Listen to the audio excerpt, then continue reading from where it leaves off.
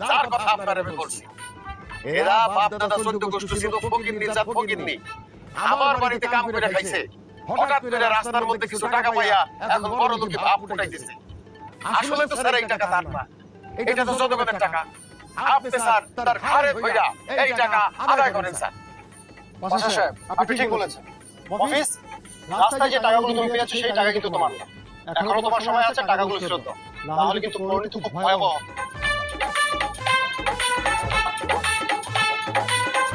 ঠিক আছে স্যার, আইনে দিতেছি।